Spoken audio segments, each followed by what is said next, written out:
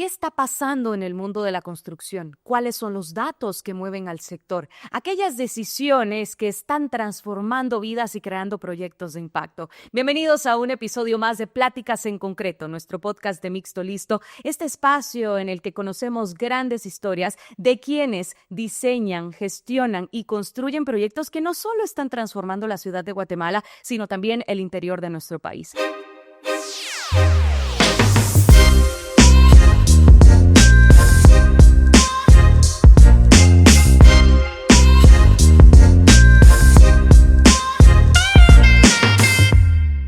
Hoy tenemos invitados, de lujo. Se trata del rostro de DIC, esta sólida empresa con una trayectoria de más de 20 años. Se trata de Ricardo Obiols y Mariano Obiols. Me da muchísimo gusto poder saludarles y compartir con ustedes este espacio. Muchas gracias, gracias por la invitación y muy contentos de poder participar aquí en el podcast y de poder aportar algo de nuestra historia y nuestra experiencia. Vean, yo aquí vengo a sacarlos de su zona de confort porque sé que es una empresa ya con muchísimos años de existir, proyectos verdaderamente extraordinarios, pero en esta oportunidad, para comenzar, me gustaría poder conocer un poco más acerca de ustedes, pero vamos a hacer una dinámica. Para comenzar, Ricardo, que me cuente un poquito acerca de quién es Mariano. Hijuela, bueno, Mariano es el sexto de 6 hermanos, yo soy el mayor. Le llevo casi 17 años. Wow. Y le diría que Mariano es una persona con una tranquilidad, espiritualidad y fe en Dios enorme. Y eso hace que Mariano pueda tener esa habilidad que lo caracteriza entre nosotros de poder enfrentar cualquier situación, por difícil que sea, familiar o de trabajo, con mucha tranquilidad y positivismo, porque sabe que al final siempre de cualquier situación se sacan cosas buenas. Es el hermano menor que une a la familia. Siempre la mayoría de los hermanos, cuando hay algo que se necesita, pues es Mariano al que acudimos, a pesar de ser el menor y con tanta diferencia de edad. Es el que siempre, cuando hay alguna situación, alguna anécdota o estamos recordando cosas en la familia, a los 2 minutos saca la foto que refleja el momento que estamos comentando, que estamos recordando, ¿verdad? Tiene no sé cómo hace, pero tiene una librería ahí, pero que es inmediato, ¿verdad? Una persona entregada a su familia, con mucha pasión por su familia, por su esposa y sus 4 hijos, y que viven muy, muy unidos. Todo gira alrededor de su núcleo familiar. Y es una persona muy deportista, muy buen futbolista, juega tenis, le gusta el golf y cualquier deporte que está en la televisión, sabemos que donde Mariano lo van a seguir y sus hijos un poco en la misma, pues entonces ahí los ve siempre, que si hay fútbol americano, que si hay básquet, que si hay todo, no digamos si juega el Real Madrid, pues entonces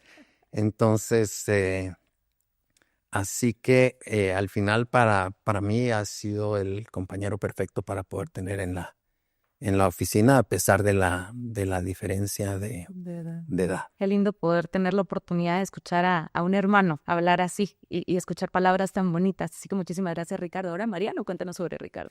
Bueno, primero, pues gracias, pues, porque uno, que le vengan a hablar a uno así de bonito, se siente bien. Pero bueno, Ricardo, se lo voy a dividir por partes, y la parte más importante, la parte humana, es el hermano grande, el hermano mayor, siempre viendo al hermano grande.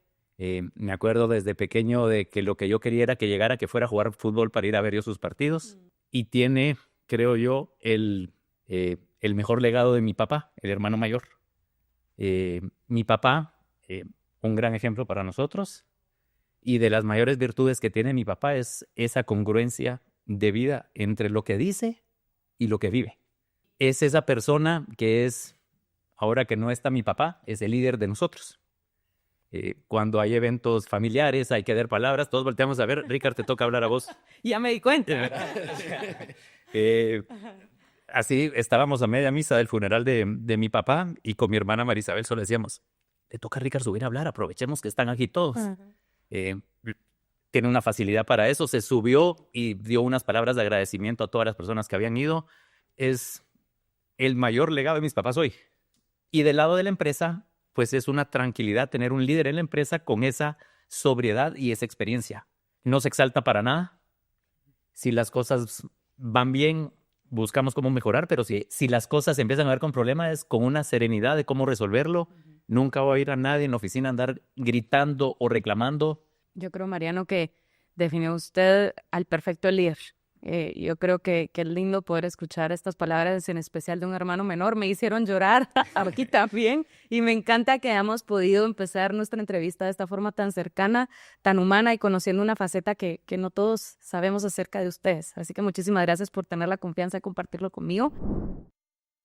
Y justo en esa línea, ya vi que son 6 hermanos que han compartido pues muchos retos familiares, pero seguramente muchas cosas bonitas también. Y me encantaría que pudieran compartir conmigo alguna anécdota que recuerden que hayan vivido como hermanos o en familia.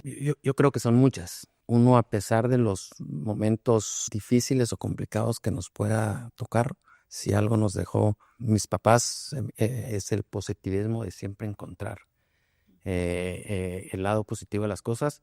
A nivel de niñez, no puedo decir que compartimos o vivimos, porque, digamos, yo ya había salido del colegio cuando Mariano no había entrado al colegio. Sí, son 17 años. Son 17 años de diferencia, entonces realmente esa relación de niñez no la tuvimos. Sin embargo, yo le puedo contar anécdotas. Han hecho que nos abramos un poco en cosas muy personales, y una de las cosas que Mariano comentaba que nos tocó vivir es que mi papá estuvo preso 16 meses y estuvo preso con Mariano chiquito.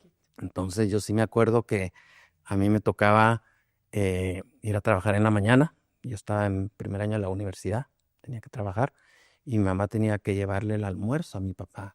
Y el que se llevaba era Mariano en camioneta con la canasta de comida. Y a mí me tocaba ir después de trabajar en el carro a recogerlos, almorzar con ellos y ya venirnos después a las 3 de la tarde que acababa la visita a la casa, donde pues a mí me tocaba ir a la U y a mi mamá hacer todo su quehacer político, legal, de ver abogados y ese tipo de cuestiones. Y Mariano, a la par de mi papá, con aquella naturalidad de estar entre guardias presos y cosas y todo, ¿verdad? Entonces son recuerdos que también hacen que Mariano tenga esa sencillez, porque vivió cosas de pequeño que lo acercaron a etapas de la vida que uno normalmente no ve.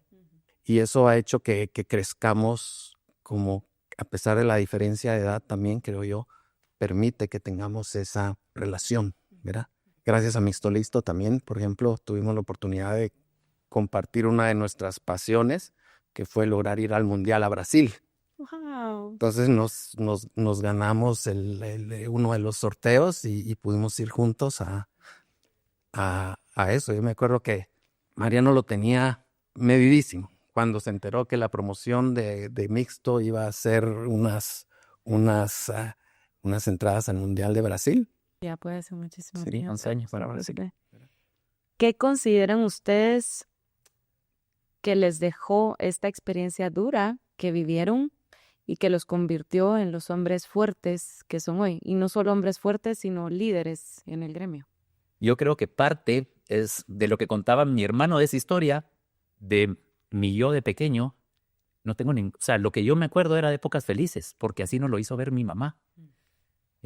Ante una situación complicada que le cambió el mundo, siempre mi mamá nos dijo, ustedes tienen que estar siempre bien planchados y con cara en alto. No los quiero ver tristes ni llorando nunca. Y así nos acordamos. Cada quien en su etapa y en su rol. Obviamente mi hermano Ricardo más, y Juan Rodolfo, y Marisabel, y Rafael. Yo era el más pequeño, pues, o sea, mi ilusión era ir a ver a mi papá. ¿Verdad? Entonces, creo que ese tipo de cosas, esa sencillez, ha hecho que lo más importante para nosotros, sobre todo, sea nuestra relación y nuestra familia. Todos estos valores que me mencionaban, creo que es algo que ustedes han llevado perfectamente a DIC. Me gustaría irme un poco para atrás, porque sé que DIC inició con Ricardo. ¿Puede contarnos un poco acerca de la historia, cómo Mariano se fue incorporando en el camino? Yo empecé a trabajar desde que empecé la universidad. Independientemente de la situación de mi papá, porque fue justo en el año que yo me gradué de bachiller y empecé la universidad, yo empecé a trabajar. Y el problema de mi papá fue a los meses de haber empezado el primer año de la U. El concepto de tener que trabajar desde el principio ya lo traía claro, ¿verdad? Solo fue una situación adicional. Entonces trabajé en Iturbide Toruño, trabajé en Corpa con Solares y Lara un tiempo y trabajé después en Consulta y Precon, donde al final pues tuve una trayectoria de 15 años, pues muy agradecido con Billy. Entonces es gente que conozco desde niño, me abrieron las puertas y me permitieron poderme desarrollar, ¿verdad? Entonces a lo largo de esos 15 años pues pasé por diferentes etapas, ¿verdad? Hasta que en algún momento tuvieron la confianza de darme el control, digamos, del consulto y la constructora y de ser director de operaciones del grupo. Pero las cosas, pues, en la vida van evolucionando y salió la oportunidad de un proyecto donde yo podía desarrollarme más personalmente y tomar una decisión difícil. Yo me acuerdo que estaba en una época donde el pensamiento es, si no lo hago ahorita, ya nunca lo hago. Y digo, bueno, si esto no funciona, pues yo todavía tengo la energía de poder regresar y buscar trabajo. Pero es una oportunidad, ¿verdad? Es de valientes. Es empezar de cero, ¿verdad? Ante una oportunidad que ahí estaba, pero había que empezar de cero y sin nada. Como siempre nos han enseñado nuestros papás, pues fue algo una decisión que tomé con Sandy, con mi esposa, y donde es una decisión que afecta a los dos, entonces es una decisión que se toma entre los dos, ¿verdad? Porque sabemos que va a tener su rendimiento, sus frutos, pero puede tener también sus sacrificios y sus consecuencias, pero valió la pena. Valió la pena. Pues, 100% siempre todas las decisiones valen la pena, ¿verdad? Mariano, ¿en qué momento se incorporó usted? Es interesante porque, igual que mi hermano Ricardo, me gradué del colegio en el 98 y en el 99 pues empiezo a trabajar otra vez estando en la U. Trabajé con mi hermano cuando estaba en Precon Consulta. Pues entré como auxiliar de todo y luego mi papá con unos socios me dice, venite a trabajar conmigo. Entonces me voy a trabajar con mi papá. Él estaba desarrollando unas casas en Carretera El Salvador y justo estaba en el proceso yo trabajando con él, a punto de casarme, cuando sale lo de mi hermano, la oportunidad del proyecto, que era socio de mi papá. Y entonces dice mi papá, mira, creo que ahorita lo que más conviene y lo que más sentido hace es que te vayas con Ricardo y que te movas con él y que empiecen ahí. ¿Cuál consideran ustedes ha sido el principal reto, pero también algunos de los logros? Bueno, vamos a ver, yo creo que al final cuando uno toma estas decisiones también tiene claro de que es un proceso donde si uno tiene esa claridad de a dónde va y tiene esa perseverancia donde sabe que no va a ceder ante las dificultades y ante las cosas, sino que va siempre a tener ese empuje de salir adelante y resolver los problemas. Ese es el reto del día a día. Y creo que las grandes cosas se logran a través del reto del día a día. No es buscar un gran reto, una gran meta, sino el cómo a través de ir venciendo esos pequeños problemas del día a día, cuando uno se da cuenta, las cosas empiezan a fluir y se van dando, porque uno de los miedos que a uno le da, bueno, es un proyecto grande de 280 casas de vivienda en serie, ¿verdad? Pero ¿y después? El proyecto dura 3 años, ¿verdad? Estamos solos. No tengo un grupo grande atrás. ¿Y qué va a pasar, pues? O sea, el respaldo económico de una empresa grande versus pues, gracias a Dios, en el medio, después de trabajar todo ese tiempo, pues uno está ya en el medio, está participando ya en la Cámara de la Construcción, eso le da a uno exposición en el medio, pero eso se tiene que transformar después en que la gente le confía a uno en todo. Y que sea sostenible en el tiempo. Y que sea sostenible en el tiempo, y ese creo que era ese reto de cómo poderle dar continuidad a una oportunidad que se estaba brindando a través de un proyecto, pero que había que lograr que ese proyecto por sí solo no me iba a mantener, pues los proyectos duran 2, 3 años, ¿verdad? Pero uno tiene que darle continuidad a uno y a toda la gente que se viene con uno y que confía en uno, porque uno adquiere la responsabilidad no solo de uno, sino de toda la gente que trabaja y que confía en uno para su sustento diario. Entonces, Y yo creo que ese es realmente el enfoque y el reto importante, pero como mencionábamos anteriormente, las cosas se van alineando y cuando uno hace bien las cosas, uno lo hace con transparencia, donde la gente nota que uno es auténtico y que está haciendo las cosas bien, las oportunidades van llegando y se van dando y aquí estamos. Sí, pues, y yo creo que complementando lo que dice, fue clave, porque al final éramos pequeños, ahora somos más grandes, pero con respecto a las otras constructoras, el equipo que tenemos no es que seamos tan grandes. Fue poder identificar esos clientes donde valoraban lo que nosotros le aportábamos a ellos. Y el otro diferenciador era que siempre estábamos mi hermano Ricardo y yo atendiéndolos.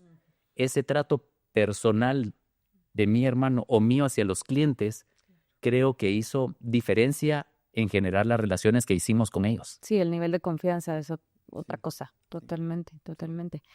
Y justamente al hablar de clientes, también tenemos que hablar de aliados estratégicos. Y aquí me gustaría que pudieran compartir conmigo la experiencia que han tenido con Mixto Listo a lo largo del tiempo. Ya platicábamos un poquito ahí acerca de la oportunidad de ir a ver el partido, pero más a nivel empresarial, ¿qué ha sido para ustedes trabajar con Mixto Listo? Bueno, ahí sí fue un aliado fundamental y fue clave, porque fueron los primeros que me abrieron las puertas, sabiendo nuestra situación, a darme las condiciones para poder trabajar, las mismas condiciones que tenían las empresas grandes. Confiaron en nosotros como personas y como empresa. Y en este primer proyecto de 280 casas, que era de vivienda en serie, de concreto con formaleta, el financiamiento para poder comprar la formaleta que se requería fue a través de Cementos Progreso. Y yo creo que es parte del legado que uno tiene del apellido que venía de mi papá. Cuando uno hace bien las cosas, esa trasciende. Y aquí en Guate eso abre muchas puertas. Totalmente. ¿Verdad? Y luego, pues creo que la relación que hemos tenido a lo largo de estos 20 años ya, con ellos es importante porque ha pasado mucha gente dentro del grupo, hemos conocido muchos gerentes, pero la atención hacia nosotros siempre ha sido la misma. Siempre hemos sentido que hay un trato diferencial hacia nosotros. Y justo aquí en el libro de los 70 años de Mixto Listo, estaba yo leyendo antes de que pudiéramos platicar, y hay varios proyectos muy, muy importantes que ustedes han hecho de la mano con Mixto Listo, y me gustaría que pudiéramos hablar un poco acerca de ellos, comenzando por Spacio, que lo tengo por acá, que además ganó el premio a la excelencia en la categoría TICAL en año 2023, tengo por aquí la certificación Edge la cuenta y además en proceso de obtener la certificación LEED, así que es un proyecto muy importante. Es interesante porque este proyecto une a otro de mis hermanos, Wow. al cuarto de mis hermanos, que es Rafael, que es arquitecto. Okay. Y entonces este es un proyecto que así fue diseñado y promovido por Rafa mi hermano, ¿verdad? Y entonces yo me acuerdo que el que más satisfacción sentía de todo esto era mi papá. Por supuesto. ¿Verdad? Entonces, al final fue un proyecto con un reto súper importante, eran 110,000, 119,000 metros cuadrados, proyecto de uso mixto, donde nosotros apoyamos desde el principio en todo el proceso que conlleva la construcción y el acompañamiento en el diseño y planificación, ¿verdad? Y tuvo además la particularidad que a medio proyecto vino COVID. Wow. Okay. ¿Verdad? Entonces, eso nos cambió las ¿qué condiciones hicieron? de juego. Nos cambió completamente las condiciones de juego porque era un proyecto que a nivel de volumen de trabajo era muy, muy grande y con las restricciones hubo que reestructurar la forma de trabajar. Y sobre todo con lo que se vivía en ese momento, que habían restricciones, horarios, que se abría, no se abría, ¿verdad? Temas de mano de obra que me imagino era complicada por la movilización y las distancias. Todo ese problema y al final el proyecto tiene que salir adelante, pues porque tiene que seguir, hay mucho dinero invertido, hay mucha gente que depende de eso, ¿verdad? Entonces nosotros como empresa siempre desde el principio, primer momento, pues uno es apoyamos a toda nuestra gente, a pesar de que paramos por un momento, pues nunca se les dejó de reconocer ingresos a toda la gente, ¿verdad? Y después entramos ya en ese proceso de ver cómo reajustar las condiciones a que el proyecto siguiera. Ahí tal vez, Mariano, contás un poquito de esa Sí, la dinámica. parte del proyecto, como dice Ricardo, lo importante es un proyecto que nació de mi hermano Rafa con sus socios, donde mi papá era el asesor de ellos. Ok. Eh, Sí, o sea, todos estaban involucrados. estábamos involucrados y un proyecto que con mucha confianza nos dieron para trabajar porque era un proyecto muy grande que se dividía en dos partes. La parte del centro comercial, que eran más o menos 30,000 metros cuadrados, y la parte del centro de negocios. Íbamos avanzando muy bien, con buen ritmo, programaciones, y en eso cae la pandemia. La presión de qué normativa hacer caso, decían de una cosa, la Cámara, el Ministerio de Salud, y como bien dice mi hermano, empezamos a dividir la cantidad de gente que podíamos tener dentro de la obra, sin dejarle de pagar a los que no llegaban, Claro. porque sabíamos que eventualmente íbamos a poder ir recuperando el cupo.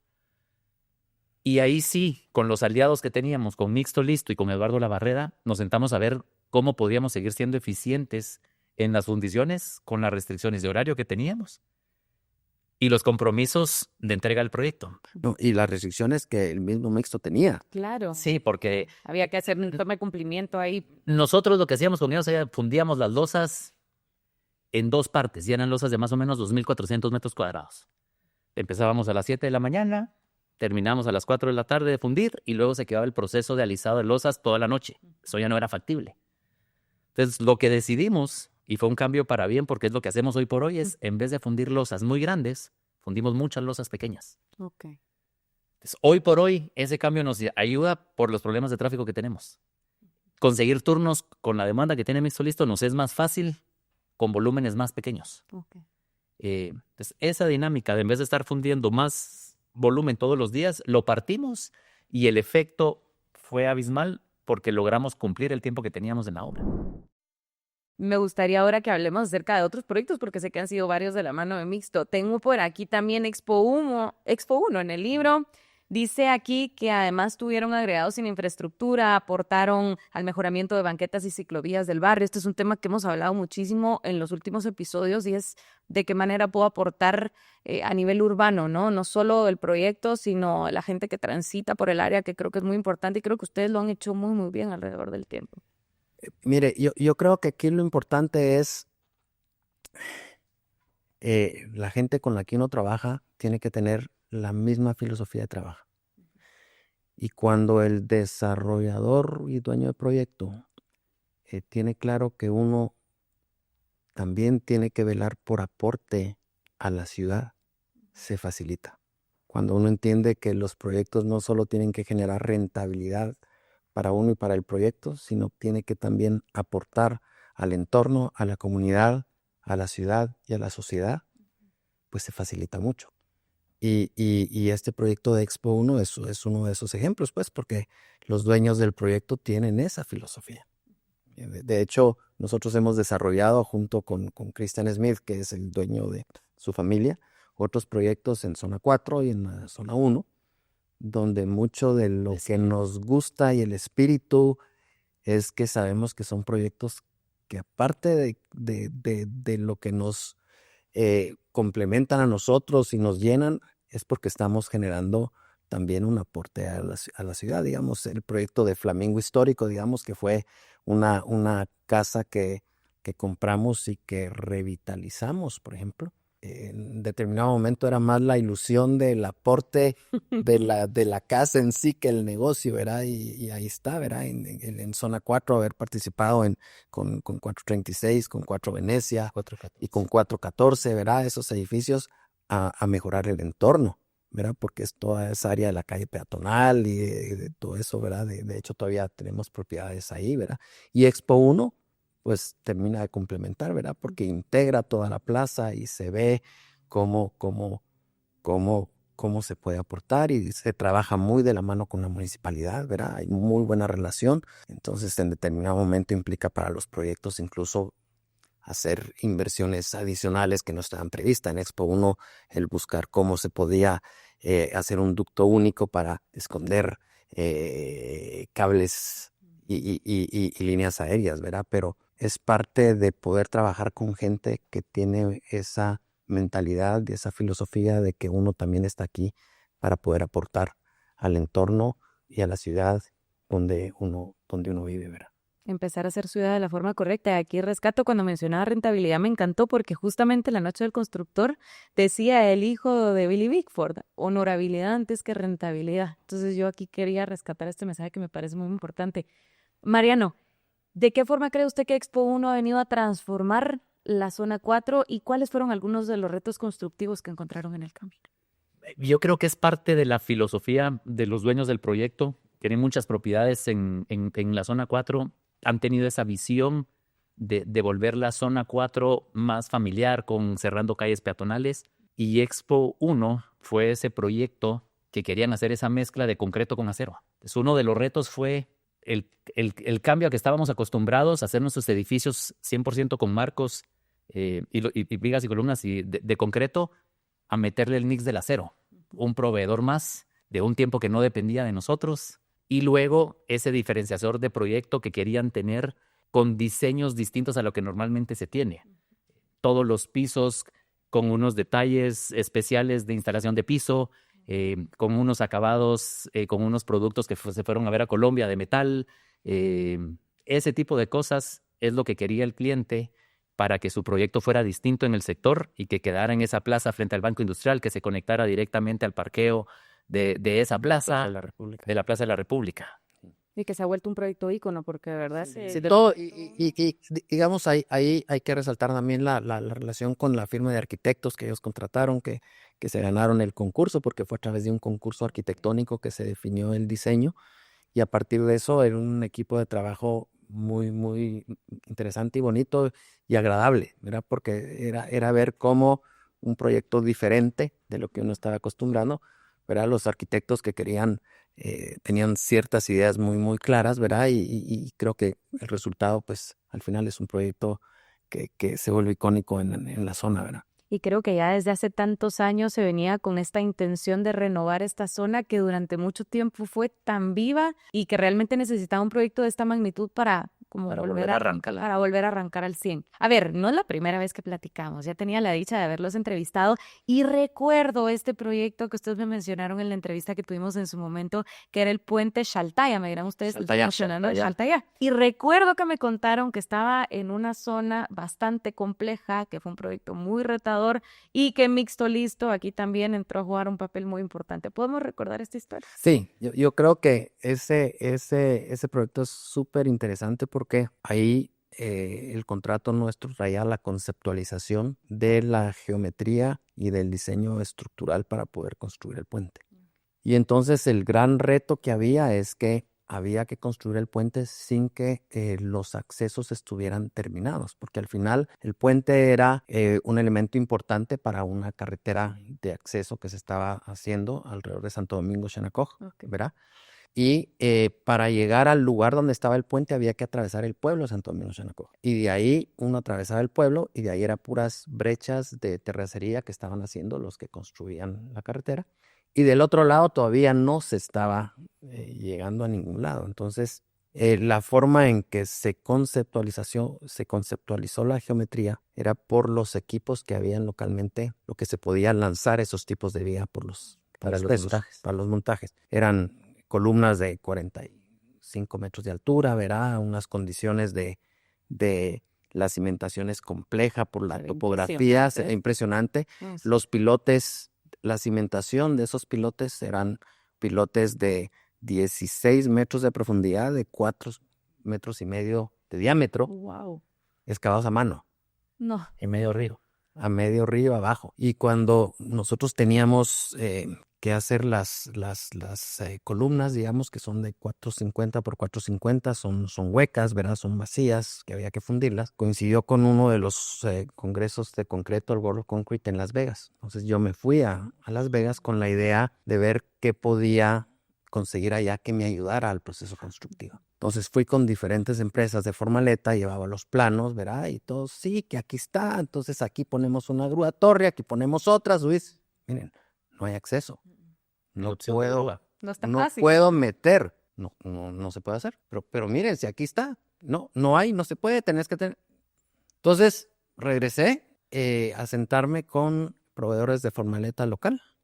Y aquí definimos el sistema y el sistema y la formaleta para poderlo construir sin tener ningún tipo de apoyo adicional, porque no podíamos meter grúas, a duras penas podíamos pasar los carros, los camiones, las cosas, para empezar a hacer las cimentaciones y ahí las columnas, porque para cuando nos tocara montar las vigas, en teoría ya íbamos a tener el acceso del lado de Santo Domingo bastante listo. Sin embargo, que cuando nos tocó ya ir llegando al momento del montaje y fuimos a ver las grúas, la capacidad de las grúas que había que tener, ¿verdad? No pasaba por el pueblo de Santo Domingo, entonces tuvimos que ir a ver, recortar cornisas, mover postes, pedir permiso, mover banquetas para que la grúa y el equipo pudiera pasar, pues, pero al final lo interesante es que las cosas se pueden lograr aunque otra gente crea que si no se tiene todas las facilidades del entorno, pues va a ser muy difícil. Pues superamos todas esas problemas y el puente al final pues salió hecho en el Muy tiempo bien. y bien pues ganamos también el premio a la excelencia en eso, pues, pero al final todo lo logramos resolver a nivel con ingeniería local y con proveedores Vea locales. que ya un referente en construcción como Estados Unidos ya había agotado todas las posibilidades y se logró. Están acostumbrados a que si tienen que hacer una calle para hacerlo, pues están los recursos para hacerlos y hacen la calle, y si hay que bajar ahí, pues le hacen la cuestión a la grúa, pues, pero aquí Sí, aquí no estaba todo a favor. Conoció pues, más área. exactamente. Claro. Wow. ¿Cómo funcionó en este caso el despacho de Mixto Listo? Pues la verdad es que para ellos fue un reto también interesante porque eran volúmenes muy grandes, como les digo, esos pilotes de 16 metros de profundidad con 450, ¿verdad? También había que fundirlos, entonces también hubo una logística con ellos para poder establecer la cantidad de camiones, el ritmo, camiones el no llegaban hasta acceso, abajo. ¿verdad? Los camiones tampoco llegaban hasta abajo, entonces había que ver cómo poner la bomba, ¿verdad? Pero es parte de esa relación que existe con ellos, en las cuales uno se sienta con la parte de técnica de ellos y de despacho para poder solventar los problemas. Pues y ahí el Sí, puente al final sinergia y trabajo en equipo. el puente ahí está, ¿verdad? Increíble, increíble. Ellos, Felicitaciones, porque son proyectos verdaderamente emblemáticos para nuestro país y un referente en la región en el caso de este puente. Así que gracias por compartirlo conmigo. ¿Qué viene para DIC? Yo creo que en esta mutuación que hemos ido teniendo, una de las cosas, nos metimos a un plan de estrategia con mi hermano y nos ayudó el enfoque hacia dónde queríamos ir. Pudimos definir que lo que queríamos era buscar clientes recurrentes multiplicadores que realmente confiaran en nosotros y que valoraran el aporte de donde nosotros hacemos diferencia. Eso nos hizo definir quiénes eran los clientes con quienes trabajamos hoy por hoy, y en el camino lo que hicimos con mi hermano fue apostar por la metodología BIM. Arrancamos 2018. A raíz de eso empezamos a ver qué estaba, y a raíz de que vino alguien con un equipo de un teodolito que estaban ofreciendo, que era la marca Trimble, nos empezamos a involucrar y contactamos a alguien en México, en Monterrey, que era quien estaba haciendo estas implementaciones de metodología. Entonces tuvimos conferencias con ellos, vimos, y mi hermano dijo, mira, pero quiero verlo. Vénganse a Monterrey y lo ven y lo entienden. Fuimos con mi hermano en noviembre del 2018 a Monterrey. Nos atendieron y nos llevaron a una desarrolladora mexicana. Tienen todo el ciclo, desde compra del terreno hasta que se lo quedan administrando. Y después de estar enseñándonos todos, nos contaban los procesos, los cambios, la gente quejándose, pero le dije, ¿regresarías a trabajar de la forma que hacía antes? Ni de chiste. Regresamos con la idea de implementarlo a través de ellos, nos mandaron la forma en que iba a ser la implementación, pero resultó que ellos no podían vendernos el software. El software se tenía que vender, las licencias se tenía que vender a través de Guatemala. Entonces nos contactamos con quien lo vendían en Guatemala. Entonces así es como caemos con Grupo Bésica, con Alan Mazariegos. Y Alan nos dice, bien, con mucho gusto, pero también puedo implementarlo con ustedes. Entonces, cuando empezamos a ver con mi hermano, había, por supuesto, una parte económica bien grande en la diferencia, pero lo que más nos llamó la atención es que estaba localmente. Claro. Podíamos tener acceso en la oficina. Y así fue como en el 2018 arrancamos nosotros con el proceso de BIM. Y hoy, 7 años después, estamos bastante avanzados. Y tal vez complementando, uno fue el convencimiento de querer cambiar la forma de trabajar. Y dos, nos ha permitido dimensionar alcances de todo lo que viene evolucionando para el sector construcción a nivel de tecnología, inteligencia artificial, procesos. Yo tuve la oportunidad ahorita de estar en una convención que se llama Autodesk University, pero está relacionado con todas las software, aplicaciones, tecnología, inteligencia artificial que viene en el sector construcción, y donde tuvimos oportunidad de ver casos de éxito de otros países, de lo que se está haciendo y viviendo, y de enfoques en el manejo de proyectos, donde se le está dando muchísima importancia al valor de la preconstrucción, y que eso creo que es lo que le falta mucho a Guatemala en sus proyectos. A los desarrolladores y a los dueños de proyectos creo que le falta entender y ponerle atención al concepto de la preconstrucción, que es dedicarle tiempo a conceptualizar todo el proceso que requiere el diseño y la construcción previo a empezar a construir. Estamos acostumbrados mucho a que lo que urge es dar planos de licencia, que salga la licencia y de ahí empezar a construir, y sobre la marcha se van resolviendo esas cosas. Pero eso genera mucho reproceso, mucha pérdida de dinero y de tiempo, que es bien difícil de dimensionar. O sea, realmente es bien difícil dimensionar cuánto se está perdiendo. Entonces no lo dimensionan y los proyectos paran saliendo, pero se está perdiendo mucha eficiencia en el proceso. Entonces nosotros sí, ahorita lo que estamos queriendo es enfocarnos en impulsar que se le dé valor a ese proceso de preconstrucción. Y ahorita incluso estamos participando en el proyecto del Aerometro, que ese es un proyecto que surge de esa relación que Mariano dice que nosotros generamos con los clientes, donde generamos una relación de clientes por mucho tiempo, pero cercana, donde hay una relación además de amistad, pero de confianza. Y eso nos ha permitido tener la oportunidad de participar en este proyecto, ¿verdad? Que es un proyecto que en Guatemala, pues obviamente nunca se ha construido un teleférico, entonces es nuevo para todos, y nosotros ya llevamos varios años de estar participando, y el nivel de ingeniería, el nivel de detalle, el nivel de cosas que hay que ponerle atención son otro nivel. Es otro nivel, y ahí estamos teniendo oportunidad de participar también en planificación de algunos de los centros, todo el complejo Trébol que se llama, que es donde van a estar las estaciones y los edificios de parqueos para guardar las cabinas, ¿verdad? Y mucho de nuestra intención de poder participar eso es poder empezar a aplicar todo ese proceso de preconstrucción que estamos hablando, donde el objetivo es que cuando se empiece a construir, el cliente tenga con mayor certeza resuelto el monto que puede hacer y los procesos y detalles constructivos, en lugar de tener que estarlos resolviendo sobre la marcha cuando el proyecto ya está en ejecución. Me gustaría que pudiéramos agregar aquí sobre este tema, ¿qué soluciones concretas podríamos dar para que esto llegue a todas las desarrolladoras y constructoras del país y que se optimicen estos procesos? Obviamente sabemos que va a tomar tiempo, pero hay una ruta que probablemente ustedes ya están siguiendo y que puede servir de ejemplo.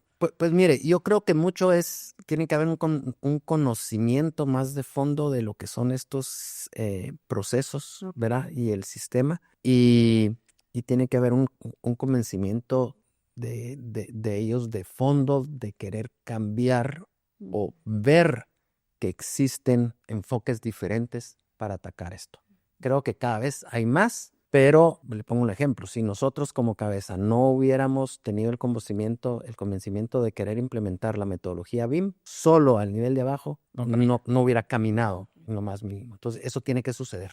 Y es un proceso que ya se está dando y hay más gente que lo está viendo. Y a lo que nosotros nos toca es con nuestros clientes, digamos, y los proyectos tenemos que estar dando nosotros un poco más para poder que ellos lo vivan y porque esto no para. De cuando nosotros arrancamos, nosotros estábamos en nuestra línea, y en eso Mixto tuvo la buena idea de invitar a un grupo de constructores al BIM World en Múnich. Pues esto fue en el 2023. Nosotros con mi hermano íbamos seguros de lo que íbamos, pero dijimos, bueno, vamos a esta oportunidad a ver realmente en qué están, ver si lo que estamos haciendo está bien o a dónde tenemos que seguir migrando. Y fue interesante porque todos los que íbamos de ese grupo de varias constructoras de Guatemala, todos estaban ya bajo la metodología BIM, cada quien en distintas partes, cada quien con distintos softwares y distintas formas de cómo usarlo. Entonces eran interesantes las pláticas en ese viaje, compartiendo qué hacían unos, qué hacían otros, pero a nosotros personalmente nos sirvió para ver que el software que estábamos usando era el que necesitábamos y apostarle más a ese software, a herramientas nuevas que no habían,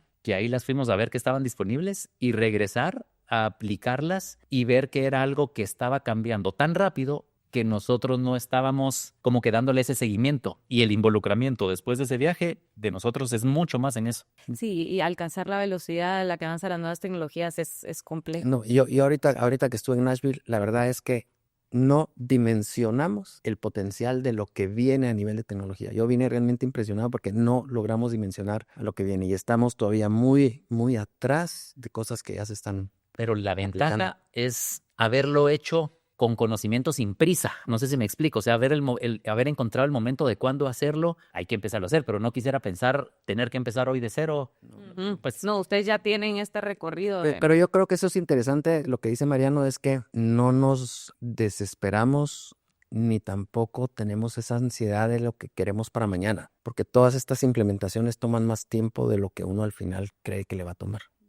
Lo más importante es la constancia, la perseverancia y la disciplina de ir en ese camino. En lugar de pretender yo lo quiero en 6 meses. Mentira, en 6 meses no va a estar. Lo vas a lograr tener tal vez en 2 años, pero si estás teniendo la disciplina y la perseverancia de estar empujando esto, ¿verdad? Y yo creo que eso es un poquito el enfoque y lo que nos Y hace. somos una pequeña parte nosotros dentro de todo el proceso.